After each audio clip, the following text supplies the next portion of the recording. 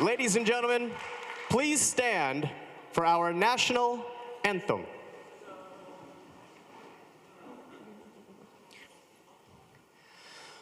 Oh, say, can you see by the dawn's early light what so proudly we hailed at the twilight's last gleaming, whose broad stripes and bright stars through the perilous fight o'er the ramparts we watched were so gallantly streaming, and the rocket's red glare, the bombs bursting in air, gave proof through the night that our flag was still there.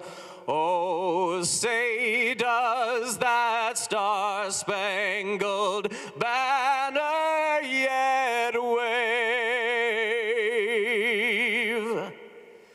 o'er the land of the free and the home of the brave?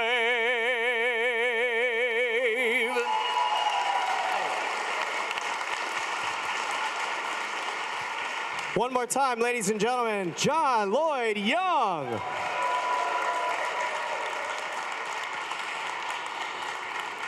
All right, take a seat, take a seat. Ladies and gentlemen, I'm here today to share a little knowledge about me and why I'm here with you and with Tulsi. I've managed to spend the night and work in 49 states. I've just never been to Alaska.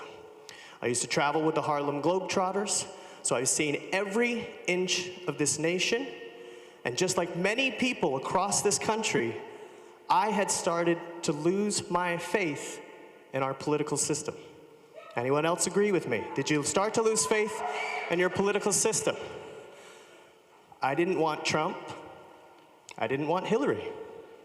I didn't like my options. Anybody else feel the same way? And all of that changed for me on September 8th of 2019. I had started to hear rumors about a female candidate with military experience. Someone who had been serving our country and serving her community since she was young. I heard she was active, not just in the community, but physically active. She's a surfer, she's a snowboarder, she's an active politician. I thought to myself, I want to know what this person's thinking. I don't want someone who's on their way out to tell me what I should be doing or how I should feel. So it ignited a sense of patriotism in me that I didn't know I had. And that came from Tulsi when I heard her speak in person at a town hall near USC on September 8th. Was anyone else there? Were you there? Yes. It was that day I started paying attention again.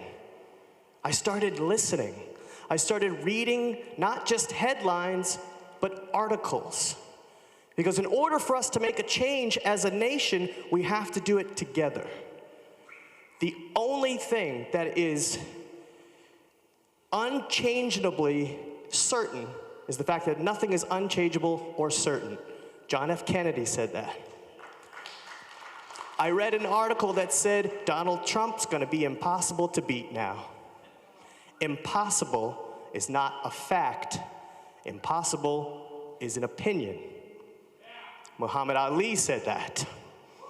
And for us, our country cannot be destroyed from the outside. If we falter or lose our freedoms, it's because we destroyed ourselves. Abraham Lincoln. So since September 8th, I've been watching Tulsi and her entire camp go across the nation, not just talking to everyone, but listening to everyone. It doesn't matter the age, the race, the region of the country. People are starving to be heard, their voices to be heard. We don't want to be silenced. No one wants to be or live in a divisive country. Am I right? We don't have to agree. That's our right. We get to have different opinions, but we all deserve something better. And I'm pretty sure that's why each and every one of us is here today, because we all deserve better. So ladies and gentlemen, without further ado, the reason you're here today is the reason I'm here today. It is my honor and privilege to introduce to you, here at the beautiful Majestic Downtown, Tulsi Gabbard, ladies and gentlemen.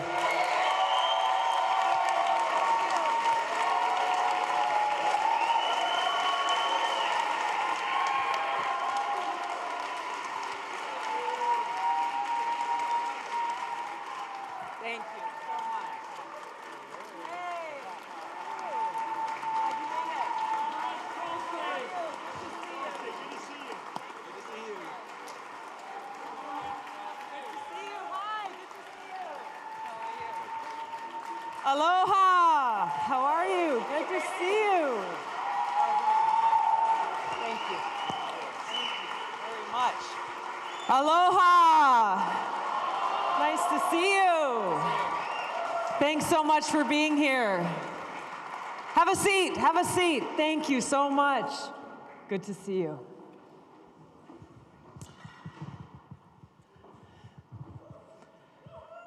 Aloha. It's good to be back in California. Thank you for coming out. Please help me give a warm thanks to Jay Flatts and John Lloyd Young for kicking us off here today. I really appreciate it. Thank you. I think Jay talked about some of these inspiring quotes from previous presidents that really do remind us about why we're gathered here and what lights our path forward. That we can have people who are gathering in rooms and halls like this, as we have throughout this entire campaign, all across the country, big cities, small towns, West Coast, East Coast, Midwest, North, South, people coming together from across party lines, Democrats, Republicans, independents, progressives, conservatives, because we're bound together by one thing. We are bound together by one thing, a deep love and care and concern for each other, for our country, and for our future. That's you.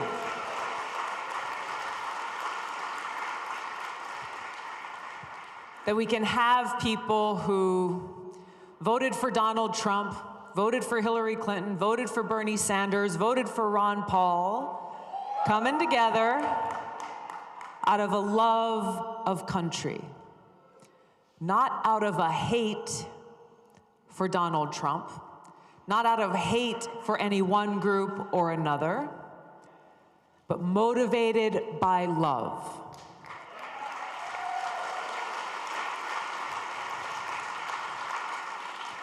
And this is what inspires me every single day, that in this people-powered campaign, that we have this diversity of ideas and backgrounds and experiences of people who are heeding the call of those great leaders who have come before us. Jay shared a few very powerful quotes that really remind us the power to bring about the change we need to see lies in our hands.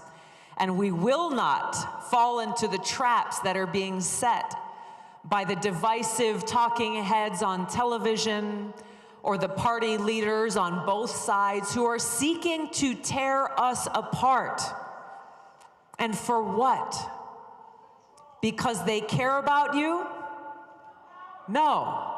It is about power. It is about greed. It is about influence. It is about selfish interests rather than recognizing their responsibility to you.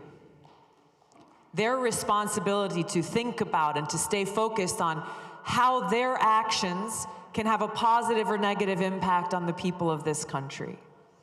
This is both disheartening almost every single day, but also should be hope inspiring, because this causes us to look in the mirror and say, how can I be the change? What action can I take?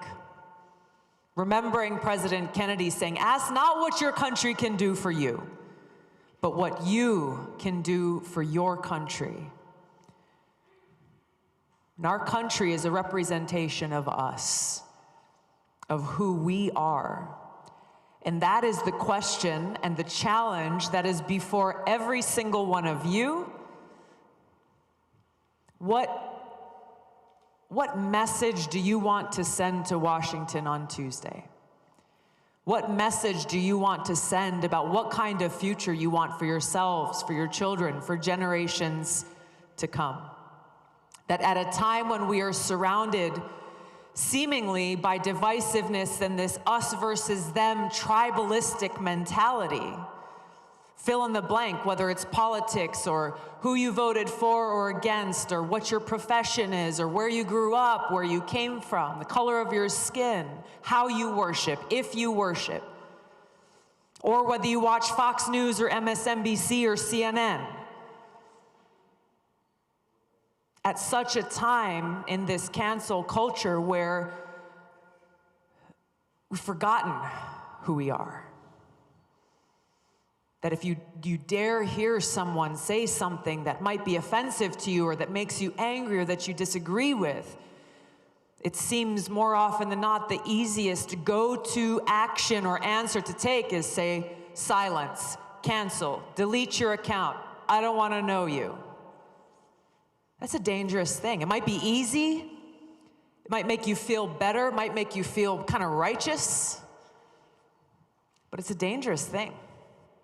It's a dangerous thing that undermines the very foundation of this country that is rooted in freedom for everyone. Rooted in freedom, freedom of speech, freedom of the press, freedom to worship. That freedom means that every one of us has the right to speak, to share our views, to share our opinions, and that we are stronger for it as a nation. When all of us, we stand up for that right, every one of us, and that we treat each other with respect, that even as we may disagree, even as, and this happens to me too, sometimes I'll hear people saying things on TV that drive me crazy. How can you say this? The truth is so obvious. I am willing to lay my life down for that person's right to say those things. This is what our freedoms are all about. And to not be afraid of it, not be afraid of having an open and honest discourse and debate about our ideas. Setting aside the superficial barriers that so often stand between us, where if you say, okay, you're a Democrat, therefore you are this. Or if you have an R next to your name, then therefore you are that. If you were a Trump voter, therefore you are this. If you were a voter for this person or that person, prejudging people based on these superficial classifications, rather than recognizing who we really are and giving people the benefit of the doubt to say, okay, maybe I don't like the decision that you made. Maybe I should try to better understand it, better understand you. So as we think about how we heal these divides in this country, this is where we find the answer. The answer is in our hearts. The answer is in our hands. The choices that we make at the ballot box, but also the choices that we make every day. I was hung with some friends last night in San Francisco and made some new friends, and this was the conversation we were having, that so often there are people who just don't feel safe expressing their opinion in this vitriolic cancel culture. And it made me sad because this is America. We're supposed to feel free. We're supposed to be able to share our opinions without being concerned about what impact it may have on your job, or what friends you may lose in the process, or what family members may decide to shut you out. The change lies in our hands, and it lies in our ability to treat each other with respect, to follow the example of President Lincoln when he said, "I don't like that man. I need to know him better." Think about that. And that is the beautiful thing that I've been so grateful to experience throughout this entire campaign, where people may come in with preconceived notions, but through the course even of an hour or 2-hour long conversation, you kind of start to think about things maybe from a different perspective. You hear from someone who's coming from a different experience saying, "Hey, well, what about this angle on that issue? Maybe here's a different solution that you haven't thought of." It's a beautiful thing that we not only need more of in our everyday lives, but this is the spirit of what is necessary in Washington, where we treat each other with respect, and we are inspired by the example of leaders like Dr. Martin Luther King, who showed us very clearly that even at a time of terrible divisiveness, with a dark shadow being cast over our country, in his battle for justice, his battle for equality, his battle for opportunity, fighting against poverty, fighting against war, always staying very consistent with the heart of his movement that was centered around the reality that darkness cannot drive out darkness. Only light can do that.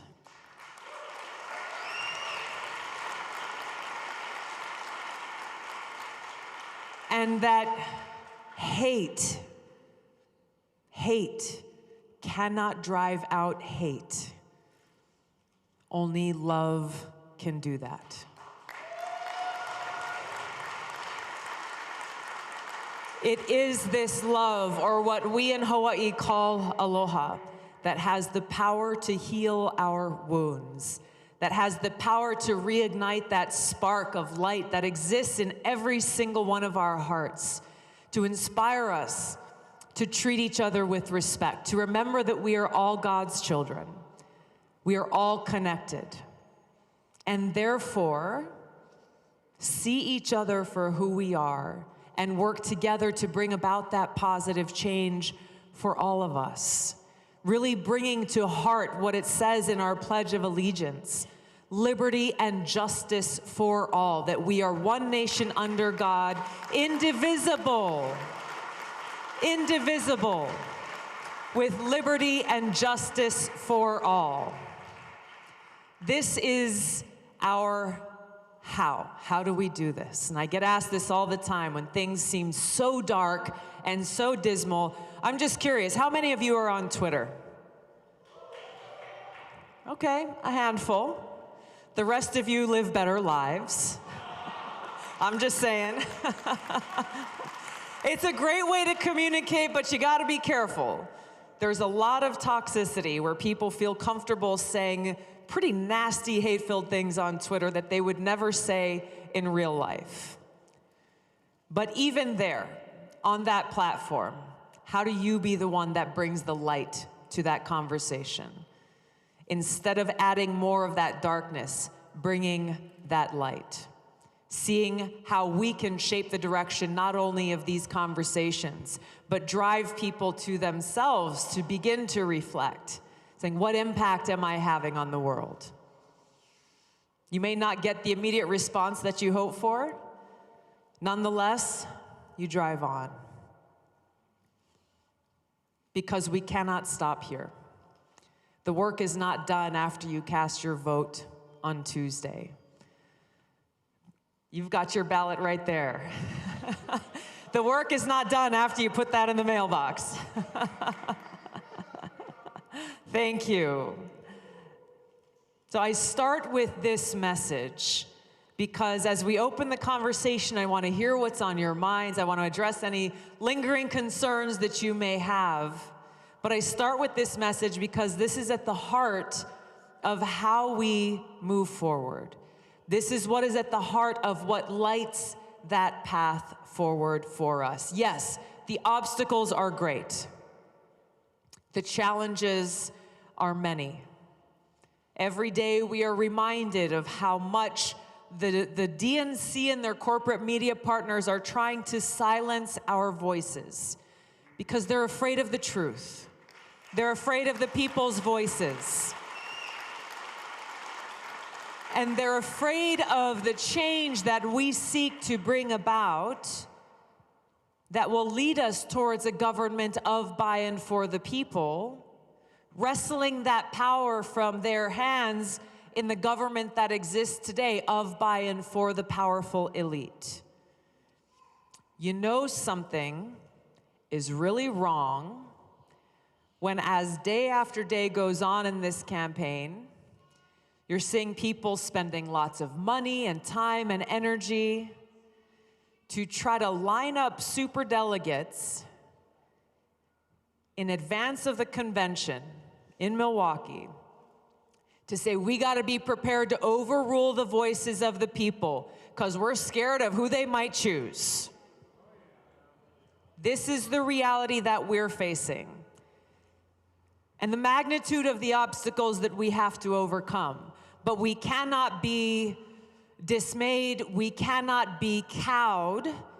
We just got to say, all right, we got to work harder. We got to speak up louder. Because as we look throughout history, all of the big changes that we've seen in this country have come from we, the people, standing up and making sure that our voices are heard. That's on us.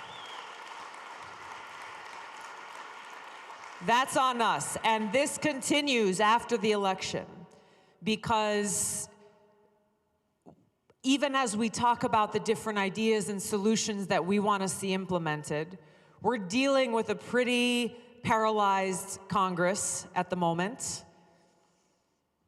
who need to be reminded who they work for and that the decisions that they make can no longer be made in the interests of their best friend, big-time lobbyists who work for big pharma or big insurance or private prisons. You can fill in the blanks. But remind them about who has the power to hire and fire them. That's you. That's you. And your continued engagement, our continued conversation will be necessary to pass those bills, to enact legislation that really will bring about the systemic change that we need to see in every single sector, whether we're talking about ensuring quality, affordable health care for every American, protecting our environment and ensuring clean water and clean air in this country, enacting real criminal justice reform that we have not yet seen in so long, bringing about real comprehensive immigration reform, tackling this homeless crisis that is affecting people all across our country, protecting our environment, transitioning off of fossil fuels, and investing in a clean, green, renewable energy future. All of these things, these aren't just Democrat ideas. These are changes essential for humanity, for all of us. And by staying focused on that and away from the polarization is how we bridge these divides in the country and in Congress so we can just get stuff done.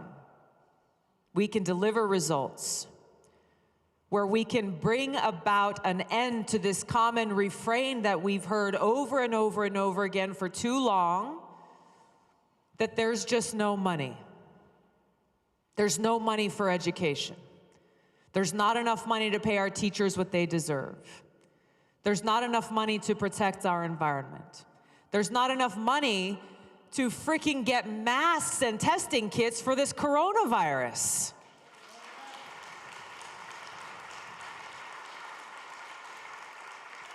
Somehow, Scotland and South Korea and many other countries in between have figured it out where they've got drive-through stations. If you're feeling a little bit sick, you can go and pull your car up, get your test back, and get the results within minutes.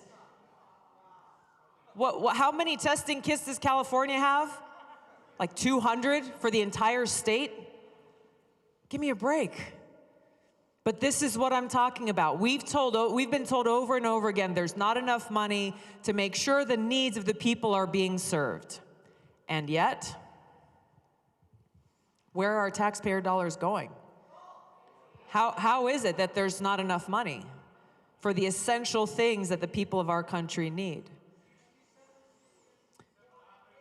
They're going to wage these wasteful regime change wars, going and toppling dictators in other countries, following up those wars with nation-building missions. They're going towards this new Cold War with escalating tensions between the US and other nuclear-armed countries like Russia and China, going towards a new nuclear arms race that is being fueled by treaties that are being thrown in the trash that have kept us safe. All of these things are not making us more safe, but they're costing us tremendously in lives,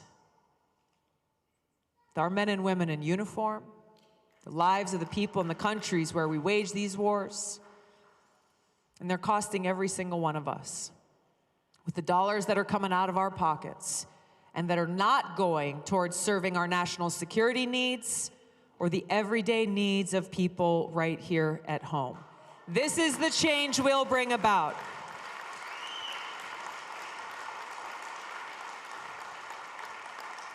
To bring about an end to these wasteful wars and instead redirect our taxpayer dollars towards serving your needs, the needs of everyday Americans right here at home. This change is within our hands. The choice is ours. We can kick the can down the road, cross our fingers and hope, hey, maybe something will work out somehow, some way. Or we can make that decision now to take action. Not only ourselves, but making sure when you go and cast your ballot on Tuesday that you got a car full of people. Making sure that there's not a single name on your cell phone contact list that you haven't talked to. Making sure you've sent those messages to everybody you know on Facebook. I know some of you got thousands of people on Facebook you can be talking to. Don't think that your voice doesn't matter. Don't stay home and not cast your vote because you think your voice won't be heard. It is the only thing that matters. It is the only thing that can bring about this change. And this is where I am both grateful to every one of you and I am counting on every single one of you to continue to be the fuel behind our people-powered campaign, continue to carry our message out to voters so that they know even with all the corporate media blackouts and smears, even with all of these challenges, it is the voices of the people that will be heard.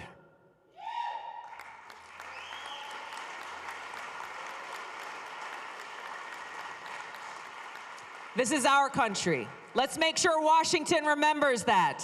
This is our country, and it's our future.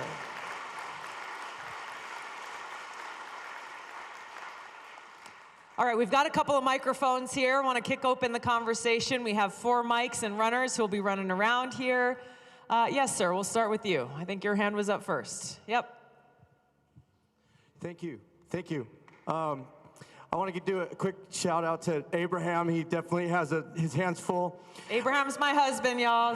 Where's he at? There he is. I do have a lot of questions, but just one really is prevalent in my head, and that is that that you stay secure in your security, because it seems like when people go against the grain, they run into a lot of, a lot of feedback to say, and I just want to, ask you about that. It concerns me. Thank you.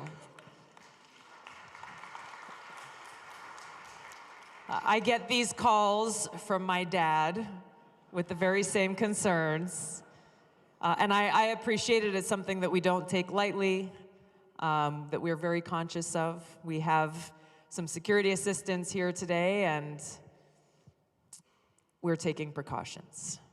I'll leave it at that. Is that cool? All right. I know you guys got my back anyway, so I'd take that any day of the week. Thank you. Yes, sir. Well, one moment. He'll send you the microphone here.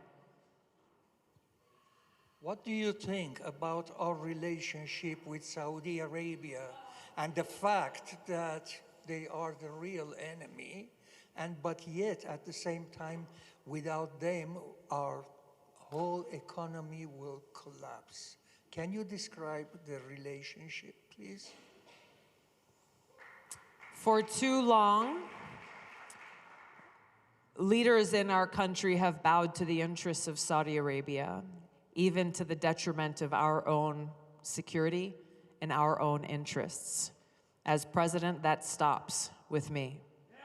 We are the United States of America, and we have to exercise the kind of leadership, both with regards to countries like Saudi Arabia, with Turkey right now, countries who believe they can act with impunity because of our country's track record in refusing to stand up and say no.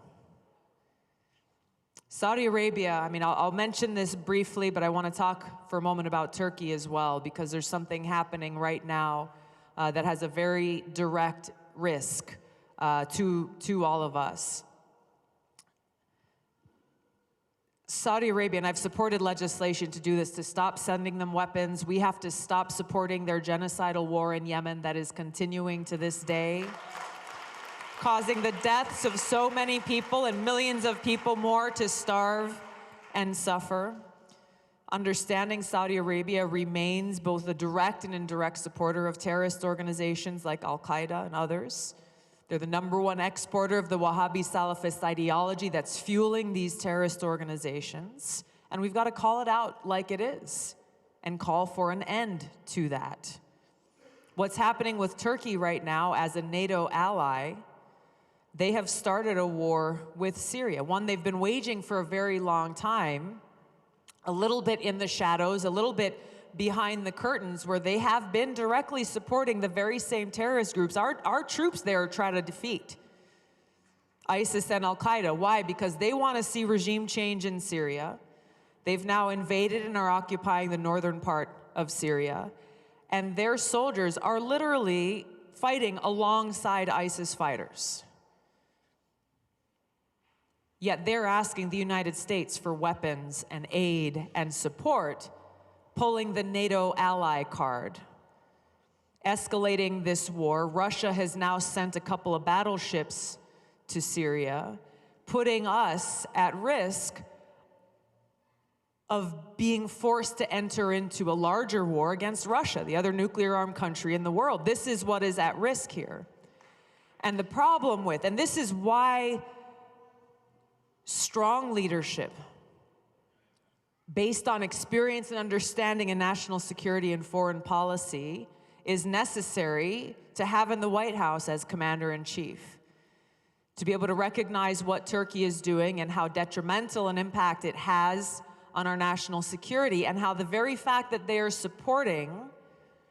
directly supporting Al-Qaeda in Syria, who have control over this city of Idlib, it is a massive betrayal to every single one of us who enlisted in the military after 9/11, to every single American, to every single family member and loved one of first responders and those who were killed on the attacks on 9/11. And yet what we're hearing from the administration are some words of support for Turkey because they're a NATO ally, rather than having the courage and the strength to say no. We will have no part of this war. As a member of Congress, this is something that we will make sure is made clear. But this is one of many examples that point to why this decision that's before you and the country today about who you want to see serve as Commander-in-Chief is so critical. When it comes to decisions like this, and recognizing that foreign policy is domestic policy, that so long as we're continuing to spend $4 billion a month in countries like Afghanistan, that's $4 billion a month. That's not going towards dealing with things like the coronavirus. There are debates happening in Congress about, well, should we appropriate $1 billion of emergency funds or $8 billion of emergency funds to make sure that we get the resources we need to prevent this virus from taking hold here. On the high end of that, $8 billion, that's 2 months in Afghanistan. Nickel and diming for what we need here at home, but turning a blind eye for what we're spending on these wars that don't make us any safer. These are just a few examples of what is at stake and how foreign policy is domestic policy, why this matters to all of us right here at home. Thank you. Yes, sir.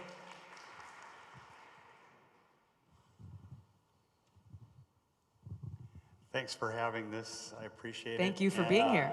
I hope that besides any physical threat, I hope there's nothing like that, but I do appreciate your bravery for a lot of the things that you've said that inspired me, things that needed to be said, calling out Hillary Clinton, and the bravery I'm talking about now is not physical bravery, it's the bravery that, you're gonna take the lumps for this no matter what happens. So I just wanted to start with that. Thank you. My question is, at some point, to change this, like the military-industrial complex, what are your thoughts on, rank and file military deciding not to take orders, which is their right if they believe it's unconstitutional, if it's immoral? Like, how do you feel about that? I don't think that I know of, you haven't discussed it, and I'm just curious about how you feel about rank and file members taking it upon themselves to stop the thing.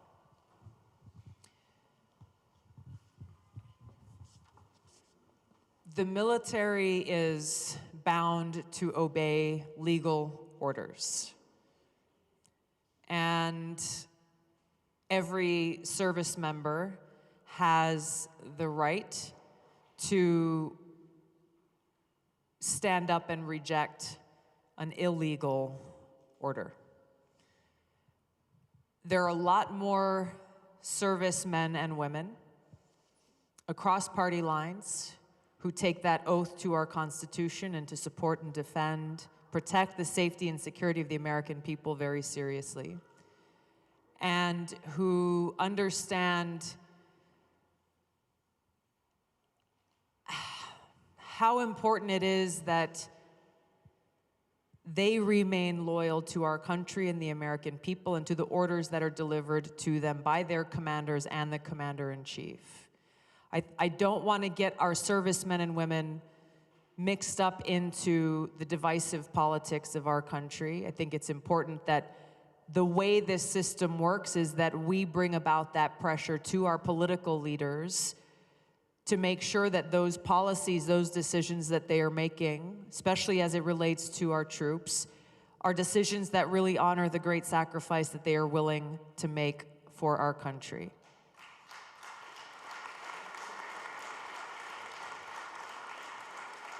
And they're counting on us to do that. They're willing, along with their loved ones and family members, to make the greatest sacrifices for all of us. The very least that we can do as everyday Americans, as voters, every leader in Washington, our president and commander-in-chief, is to provide that pressure to make those decisions that really do honor their sacrifice.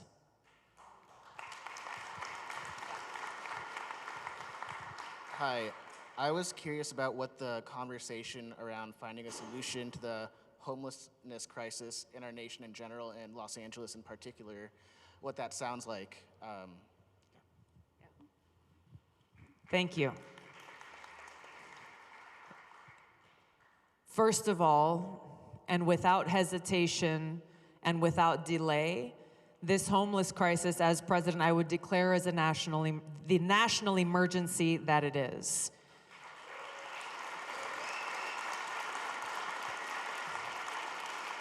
And here's why that's important.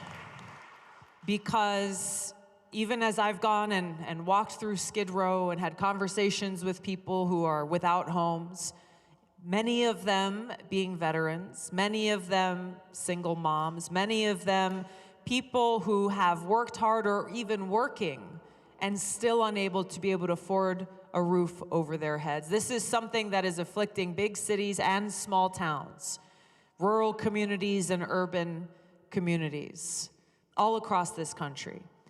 And this crisis requires a concerted and coordinated approach by the federal, state, and local governments, partnered with the private sector to be able to address those needs. There are three major ones that we need to look at. The number one driver of homelessness is the skyrocketing cost of housing in this country. Even by federal government standards, when they say, oh, well, we're building affordable housing units, I can speak from personal experience in Hawaii. Something that you might call affordable is not even close, even to those who are working a full-time job or even two. It's recognizing the reality of the fact that nearly 80% of Americans are living paycheck to paycheck.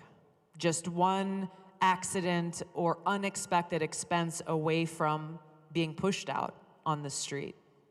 And make sure that those standards, the equations that are used at the government level, are actually matching the reality of what people are experiencing on the ground. And making sure that, I served on the city council before I ran for Congress, that the zoning laws that are in place at the local level are making it possible for us to be able to develop as many of these truly, truly affordable or transitional units that our country really requires. We've got to cut through the red tape, we've got to cut through the bureaucracy, and ultimately address our resources towards three major areas. Number one, a mass development of truly affordable units, whether they're tiny houses or container homes. Let's be creative and see how we can do this.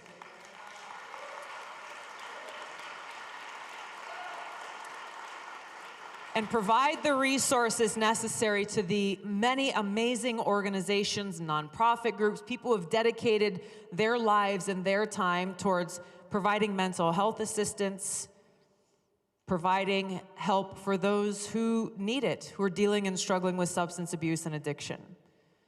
In those three areas, by treating this as the emergency that it is and dedicating the resources necessary, we can make an incredible impact in progress towards ending homelessness in America. I want to grab somebody from the back there. Yes, ma'am. Oh.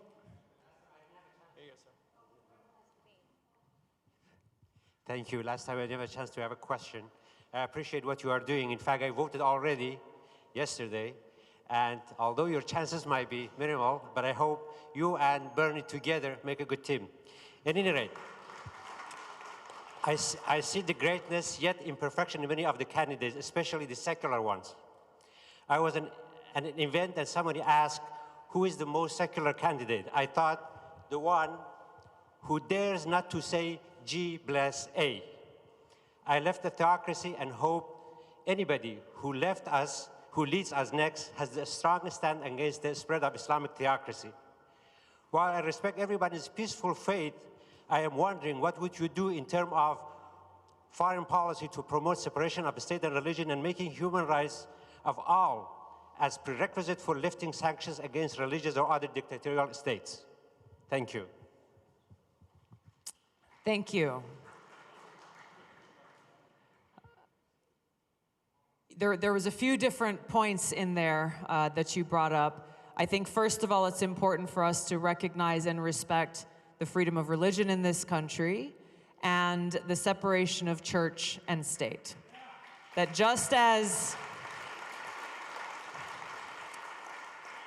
for me, in the most deep and personal way, my personal relationship with God is something that I value and treasure and gives me great inspiration and strength and peace every day of my life. For those who may have a different way of worshiping or choose not to worship at all, I completely respect your right to do so. Theocracies are very dangerous, and we see how this has had a negative impact in different countries in the world. And we also look back to what the founders of this country were running from and escaping from. I think it's important that we look here in the United States of America about how we not be complacent about these freedoms that are enshrined in our Constitution, that we make sure that we are upholding them here at home. But I also know that with other countries in the world, it is not our place to go in and tell them, well, you have to create a little mini America in your country. As much as we may disagree with their governance or their laws.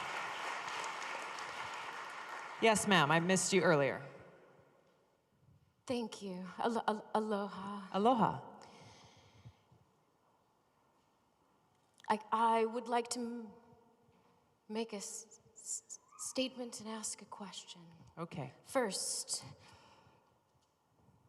Loka samasta sukhinu bhavantu. May all beings in all realms, everywhere, be happy and free. I appreciate you being a voice for so many, for those who don't have voices, and for those of us who struggle to hold on to ours. I had a traumatic brain injury that affected my ability to speak. I was a public speaker, performance artist, singer, fierce advocate for civil rights, the rights of all life, for the life of animals, our sentient beings. I am a 48-year-old woman who has been living a holistic, vegan life since I was 12. My heart breaks over our inability to collectively own a consciousness. Not just about whether we eat animals, but how we treat sentient beings, life. I am here with my service dog, Jasmine. Sit. Jasmine is a pit bull terrier. This dog is the most gentle being on the planet. She will overwhelm you with her love. She is a lover, not a fighter. A kisser, not a biter. Jasmine, down. Stay. She serves love. My life since a young woman in my church, involved in missionary outreach, then in my service in the National Rapid Response Corps, to serve in disaster relief and teaching health, education, those needing immediate emergency care in times of disaster. And I am a member of the LGBTQ community. And my voice has been silenced. My life and my love has been up for legislative debate, my rights.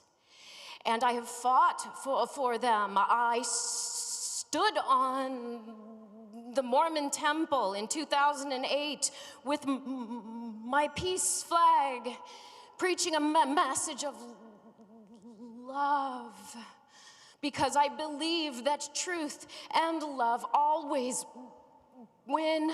I believe in you, Tulsi. I believe in your message. I believe in your heart.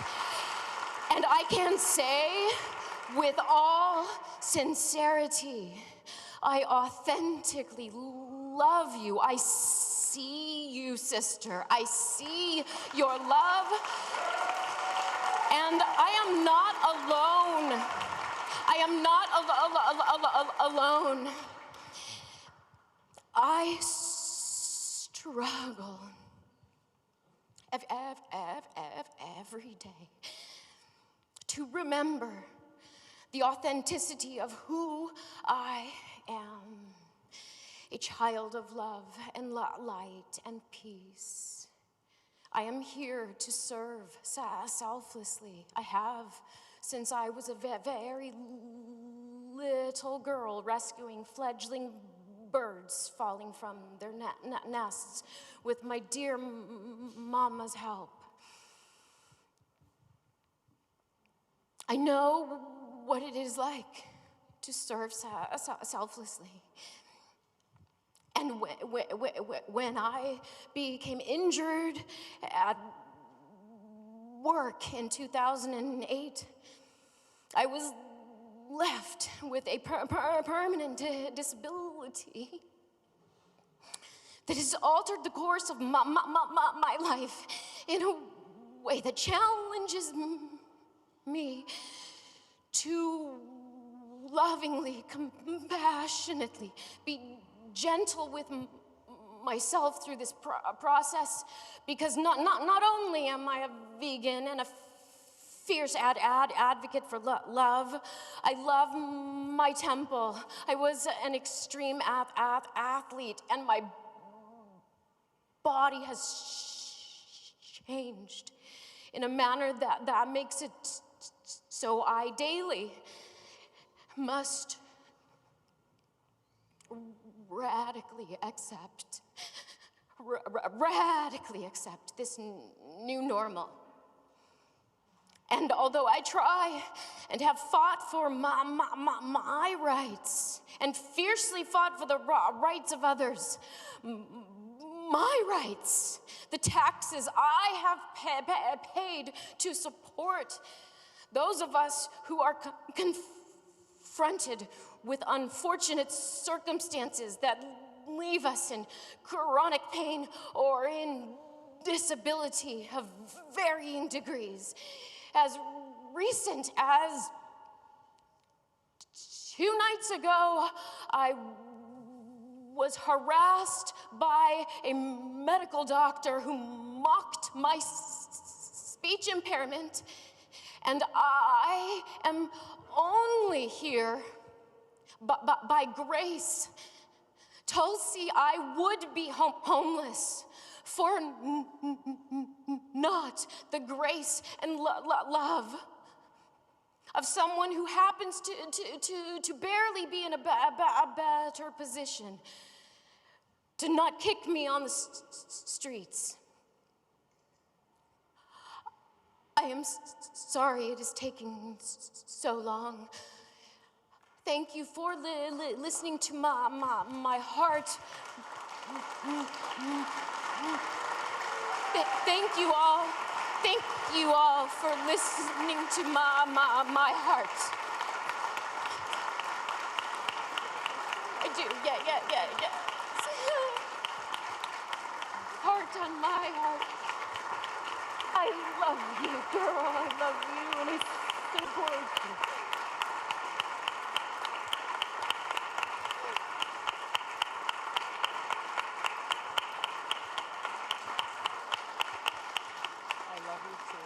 I know. I'm fighting for you. Hello, sister. I have one more small thing to say in a quick flash. Go ahead. Thank you. You are such a beautiful being of love.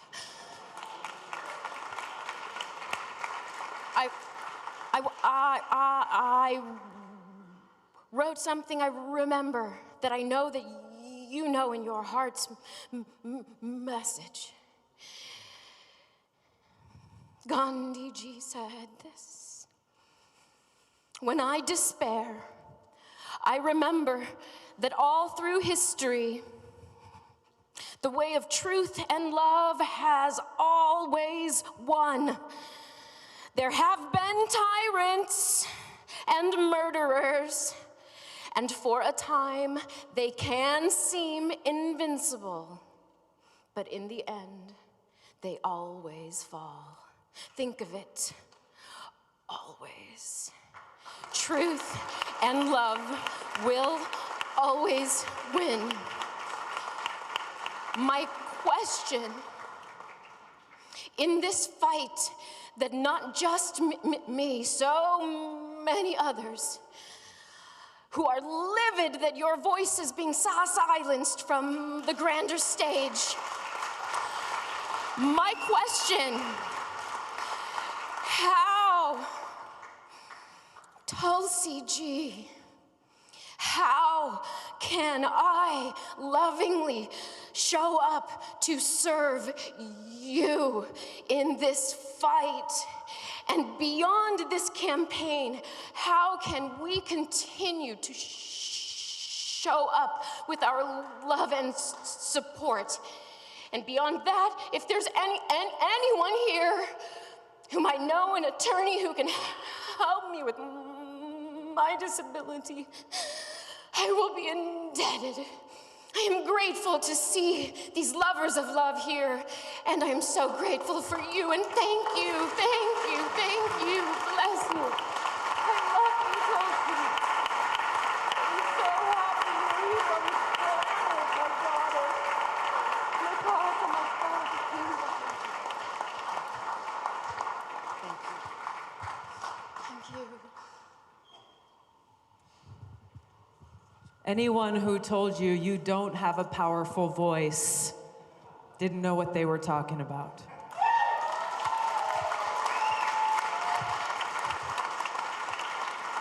Your voice is more powerful than you may realize, and while you said in the past you were a public speaker and a performer, you are still a powerful public speaker, and you are bringing voice to so many people who feel that they have none. So if you're asking how you can help me in my own mission of service and sharing this love and aloha and respect with others, it's by being who you are and by continuing on your own mission and path to help and to serve others.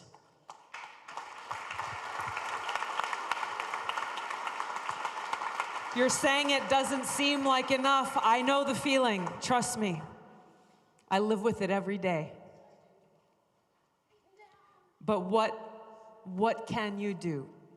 Even with the adversity that stands before us, as great as those obstacles may seem, there is one thing that we can control.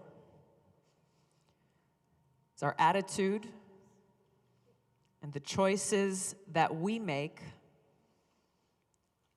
in how we respond. Not only how we respond, but how we proactively combat that darkness with that light. So,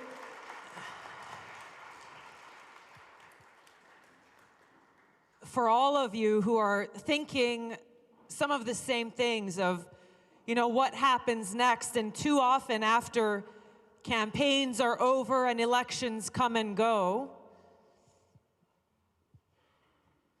people are brokenhearted if it didn't go their way, or feel like all is lost and let me go crawl back into the little cozy, comfortable home or a hole that I can shut out what else is happening in the world. You are facing more adversity than most. And the fact that you were able to come here today to lift your voice and to ask, how can I do more? You are already setting the example and being an inspiration for so many people.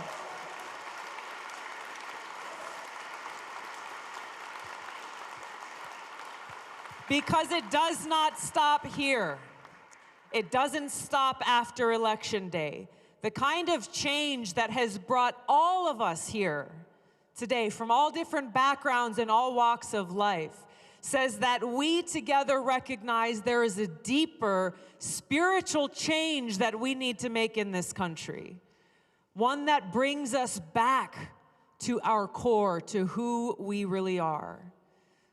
That allows us to bring about a change in our laws and our policies and our leadership. To not treat each other as objects, to be used and abused and thrown away. To treat each other with respect. To treat this planet with care and all life on it. To recognize that, as Mahatma Gandhi said, Mother Earth provides enough for everyone's needs, but not enough for everyone's greed. We have a lot of work to do, and every single day, the answer to your question can be answered by saying, how can I do more?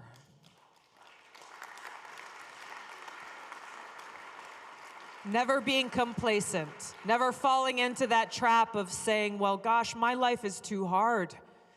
The hardships are too great. I can't do it because of one excuse or another excuse or another excuse or another excuse. Take ownership. Take ownership for whatever tools and gifts that you have that may be different, yours than mine, but no less than, and maximizing those gifts and seeing them as an opportunity to reignite that light in someone else's heart where they will then go on and do the same. Thank you. Thank you for sharing with us, and thank you for your heart. Thank you.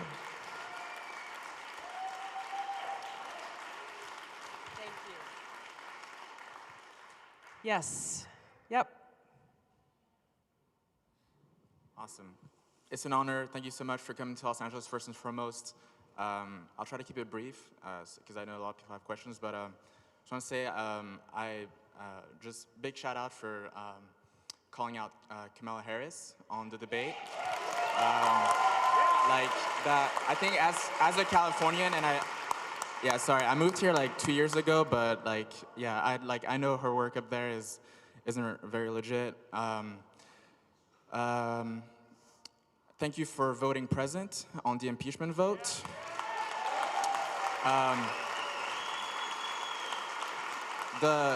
The DNC is like insanely corrupt. I'm so sorry for what they're doing to you. I'm so proud of you for keeping the fight.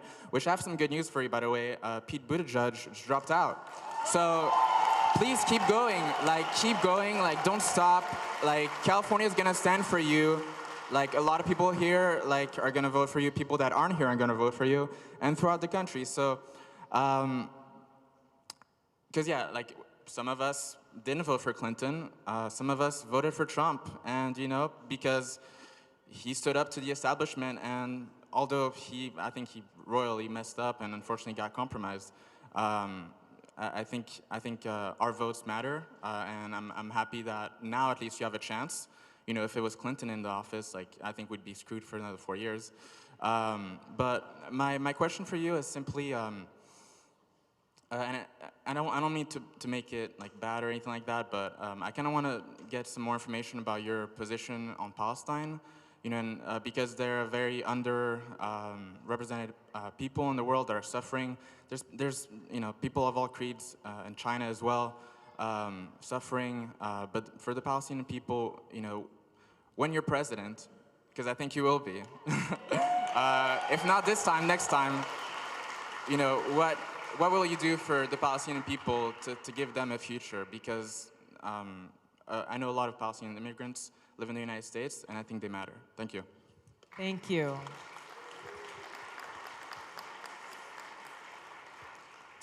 To one of your first points, I just want to point out that, you know, what you're talking about with the DNC and the corporate media, it's not about what they're doing to me, it's really about what they're doing to all of us. And how by trying to pick and choose who they want voters to hear from and who they don't is really the greatest disservice to our democracy and to voters who deserve to be able to make the best informed decision on Election Day. That is the big injustice about what's happening here. The ongoing suffering and oppression of the Palestinian people is not only heartbreaking, but is something that the United States must play a central role in helping to resolve. The ongoing conflict between Israel and Palestine has been going on for so long. It is very complex. There are no easy answers to this. But unfortunately, many of the decisions that have been made in the last few years have made a very bad situation terrible. The most recent announcement of a so-called peace agreement was offensive, in my opinion, because even without getting into any of the details of this agreement, how do you negotiate a peace agreement between two parties when you've only spoken to one?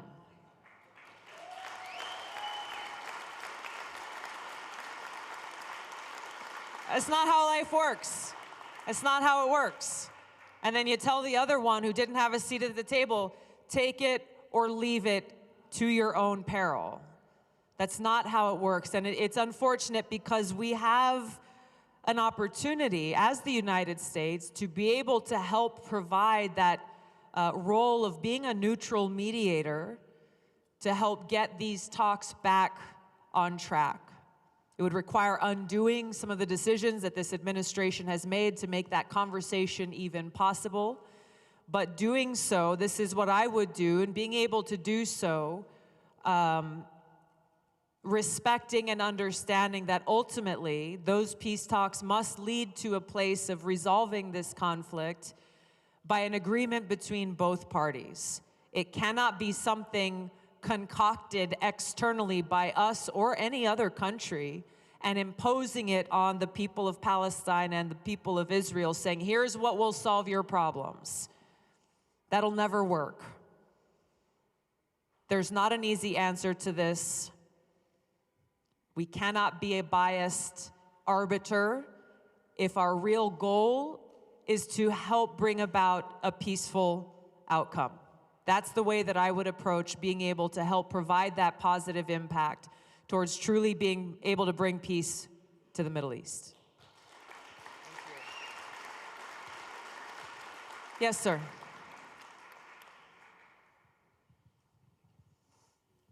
Hi, thank you so much. Thank you. This is my third time seeing you, and it's always just, I was almost tempted to go to that Bernie event today. I'm glad I did not. This was the right choice.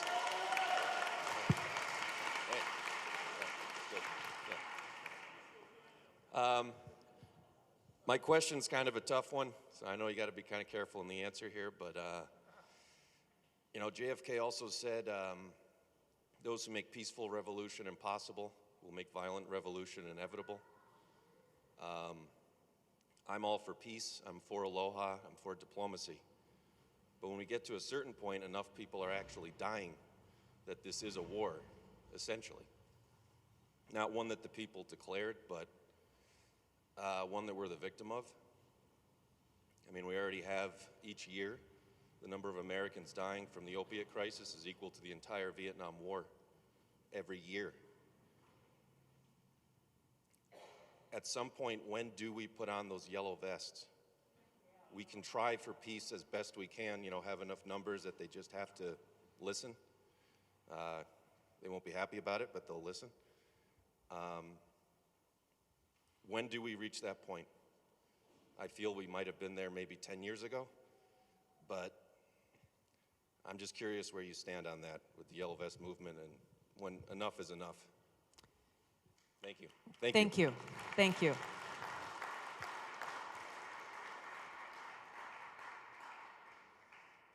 Enough is enough. There's no question about how we, the American people, have had enough of the greed-driven policies that our representatives are passing in Washington.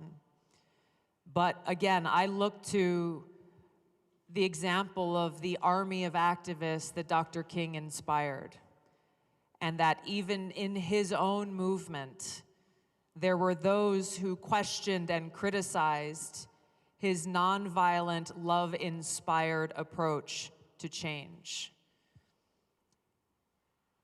They were very disciplined in this. They trained in this, that even when physically abused and assaulted, they didn't strike back. They didn't respond to that violence with violence. They didn't respond to that hate with hate. They simply stood strong, refusing to back down at great physical harm and peril, and even in some cases, their lives. And they were successful in bringing about so much historic change because of the way they chose to live and lead. So as we look to the change that we need to bring about, it's that example where I find the answer of setting that impeachable example that we are not a people driven by hate or violence, that we are a people who, standing up inspired by love, are willing to stand for and fight for those that we love. All of us, our brothers and sisters, and our country. There are so many ways to do that. The ballot box is the most simple way to make sure that this change is heard. But that alone, it requires many more steps to follow that. Every one of us here in this room has a sphere of influence where you're no longer just speaking for one, but you can help create this movement and this army for change, even amongst your own sphere of influence. This is about us, we the people, raising our voices to bring about changes to our campaign finance laws, to start firing those in Congress who are not working for us, to be able to make sure that our voices are being heard in Washington. As frustrating as it is, there are some examples that I've experienced myself, where on one day there was a bill that was coming to the House floor that seemed certain to pass, and within the span of less than 24 hours, there was an organic movement of people who started speaking up and saying, this is a bad bill because on Twitter, on Facebook, our phones are ringing off the hook, email boxes were being flooded, and something that went from a certain passage with bipartisan support fell with almost a complete 400 votes of support, of opposition, because of that action that took place in that 24-hour time period. It's not easy, but exercising all the tools of our democracy is what we need to do to bring about this change. Thank you. Ladies and gentlemen, we have time for one more question. Get a microphone up here, please.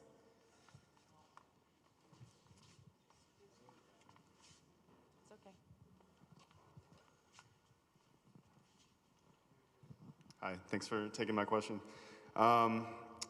So I feel that the Democratic Party is having a civil war with itself, namely establishment Democrats versus progressive Democrats. This entire primary, I've been split between voting for Andrew Yang, Bernie Sanders, and you. I ended up going all in with Yang, only for him to drop out. When you promised on Twitter to carry the torch of UBI, it became clear that there was a home for us, Yang Gang, in the Gabbard camp.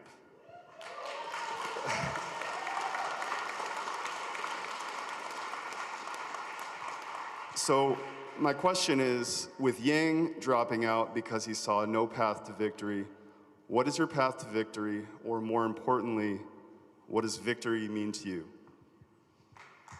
It's a good question. I mean, our path to victory lies within your hands. Really. And so that's where someone earlier said, you know, I don't know what your chances are. It doesn't seem very great. That's up to you. That's up to you. In my view, we've already won.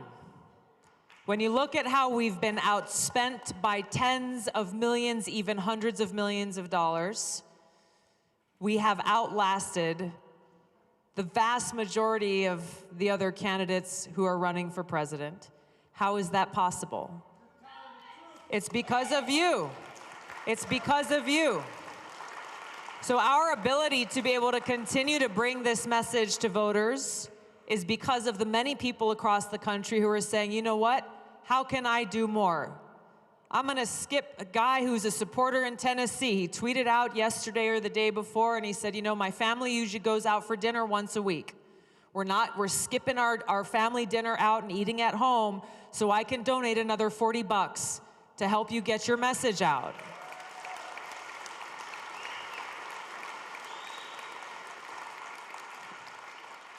Our campaign is a campaign that is of, by, and for the people.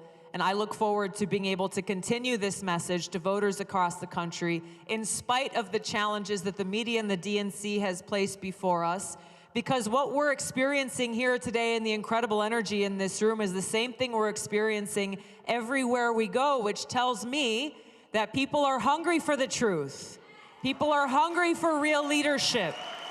People are hungry for a leader who is committed to service, putting service above self, and who's willing to fight for you. Not just talk about it, but who's willing to put that skin in the game and fight for you. This is what I'm committed to doing now and going forward.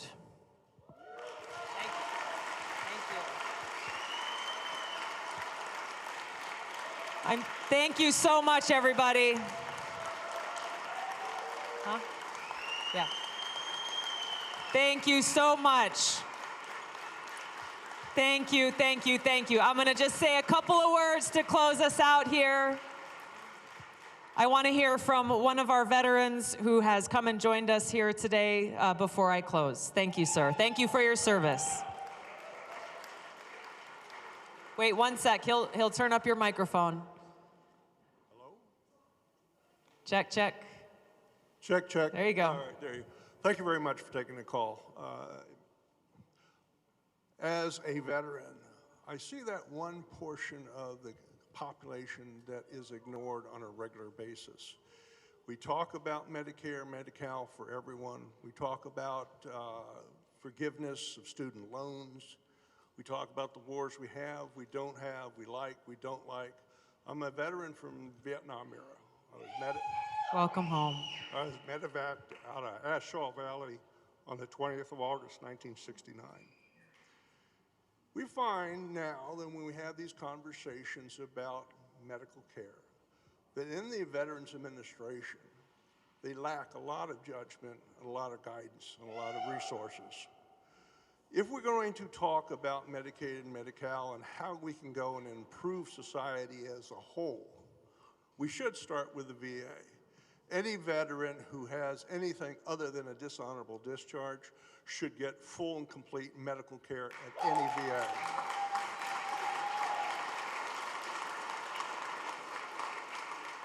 Those that serve them by attending medical school, nursing school, hospital care, administrations, that if they serve 3 years at a VA facility or supporting VA or veterans anywhere in the world, their loans, student loans, are forgiven. How do you feel about that? Thank you for your service.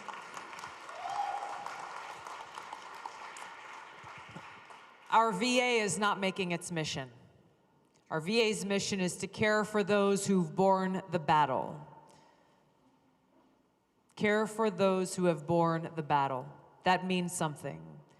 And yet our VA continues, even as some are getting the care that they need and are happy with, there are far too many who are being left behind, who are fighting for decades through appeals processes and red tape to be able to get their disability claims approved or to be able to get the care that they need. Just as your generation fought for decades to get care for exposure to Agent Orange that caused so many to develop cancers and other sicknesses and illnesses, because the VA said there's no correlation between your exposure and the illness that you have. Too many lives were lost because of that failure to do exactly what you said. You served, you deserve care. We're in a place now where, unfortunately, with my generation of veterans, we are facing that very same challenge with the exposure of millions of servicemen and women, deployment after deployment after deployment to toxic burn pits, many coming back and developing rare cancers and respiratory illnesses, threatening that this will be the Agent Orange of our generation. We are fighting these same battles now, working with members, Republicans. Congressman Brian Mast is a fellow veteran, working to actually fix these problems. Number one, the VA must treat every veteran who walks through those doors with the honor and 5-star service that you deserve.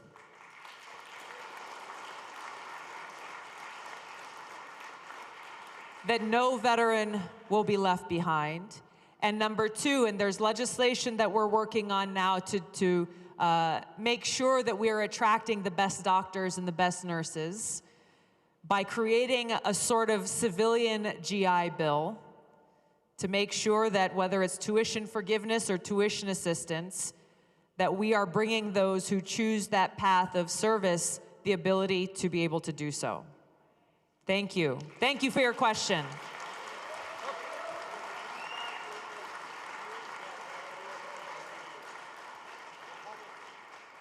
Thank you for your service. Thank you for being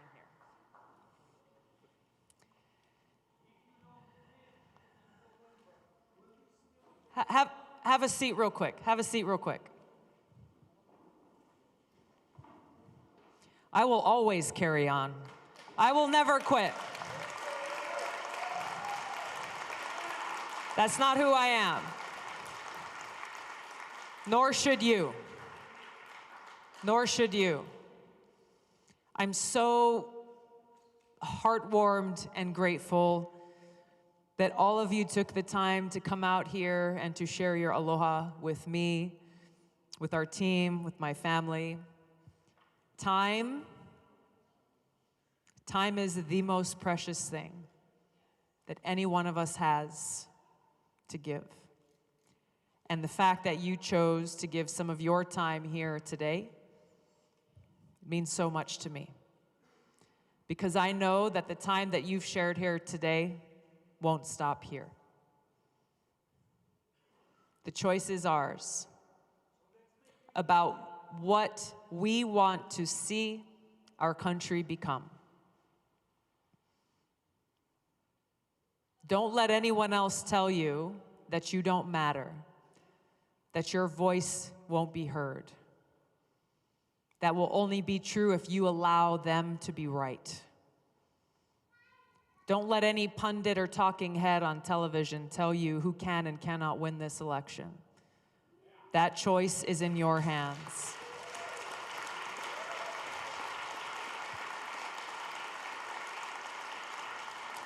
And even now, as we're 48 hours before California goes and makes sure that their voice is heard, don't be complacent. I'm here to ask for your support. I'm here to ask for your help. That as you walk out these doors, you start thinking about who you can call, who you can visit, who you can talk to make sure that our voices are heard in Washington loud and clear, and that you make it a little difficult for those on any of the cable network shows to continue the kind of nonsense and divisiveness that they have perpetuated for too long. Our future belongs to us. Let's do something about it. Thank you for your support. Thank you for being here. I love you all so much. Thank you. Thank you so much.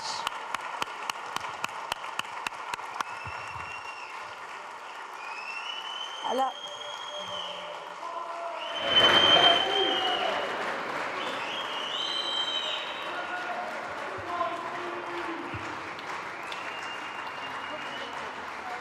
Hello, everybody. Can I have your attention for a minute, please? If you'd like, we're not gonna have time for a photo line, unfortunately, but we are gonna take some group photos. If you'd like a group photo, please sit down and I'll explain how it's gonna work to you, okay? So we're gonna have the first 4 rows come up here and get back in front, behind me, right against the wall to the flag. Everyone, hold on. Please listen, everyone stay seated and listen till I'm finished. Thank you. And then everyone else, past the 4 rows, you're gonna go and you're gonna line up on the left, your right-hand side of the wall, okay? You're gonna go all the way there. You see where the vault is? Where the bank vault is? That's where you're gonna line up, single file. Nobody has to run or run over anyone. Please be very considerate of the person next to you, in front of you, behind you. We all want a picture, and we want this to be done very safely, okay? You guys got it? So first 4 rows, come up this way. Yep. Line up here. Thank you so much. Love you too. Aloha.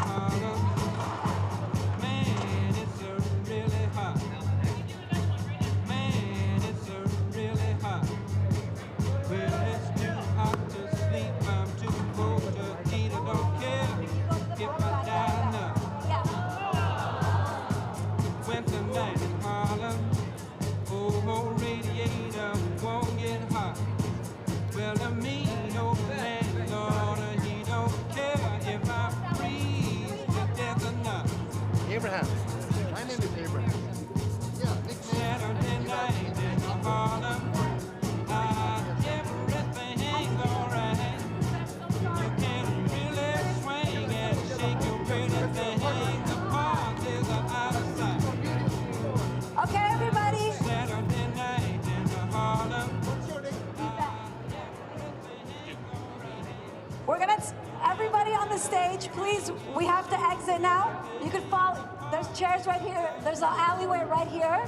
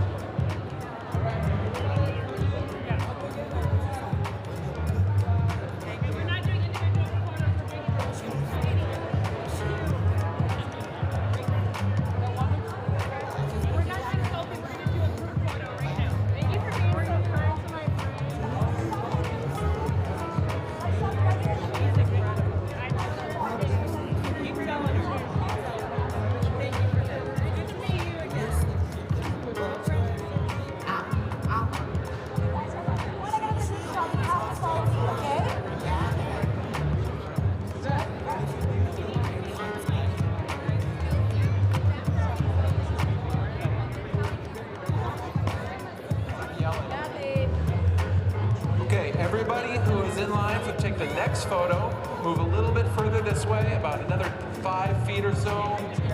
Yep, you guys are great. Up against the flag. So everybody take us 2 steps backwards, up against the flag there. Make some room. Yeah, so let's make this thinner. You're great.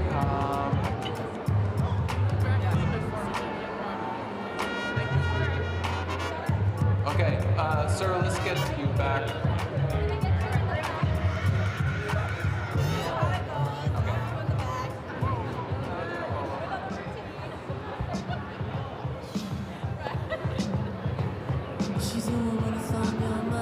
Okay, you back a little bit, just like flatten out, flatten out. Okay, this is great, this is great. Turn off the mic, please. Okay, and 3, 2, 1, aloha! All right, thank you so much. Everyone, please, we have to get you off the stage now. Walk this way. Everyone look at me.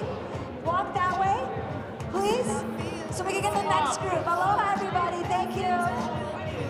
We don't have time for questions. I'm so sorry. We have to be out of this venue in 10 minutes. Everyone this way, follow me. Everyone eyes on me. Hi, sweetie.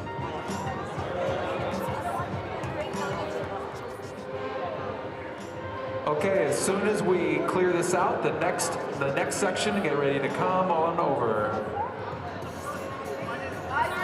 Okay, let's do this. Let's do this, guys. Come, line up. I go up against the flag. Come all the way towards me. I got a camera in the air. Yep, right there. You guys are a much better group than the last one. Perfect, perfect. I'm taking the photo, and these will be on her Facebook page, so everybody can go to Tulsi Gabbard's Facebook, and they will be up on there.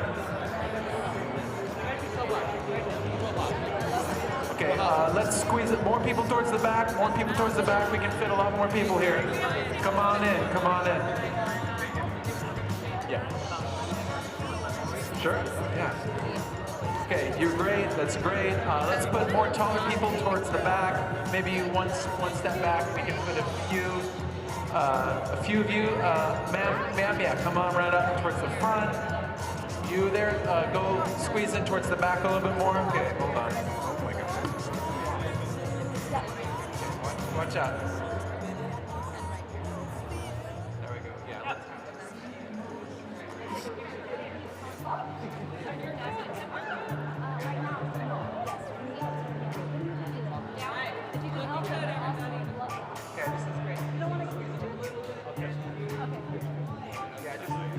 Okay, you ready, guys?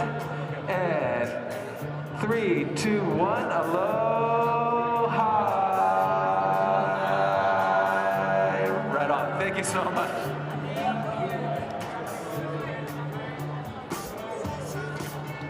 And one more group. Okay. Hang tight. We'll clear this out.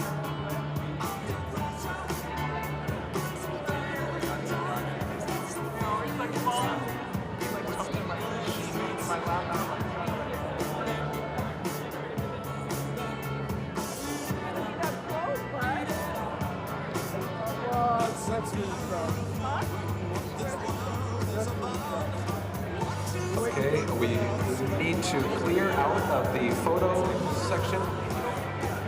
Can we pivot one of those speakers? I don't know. A little bit over this way.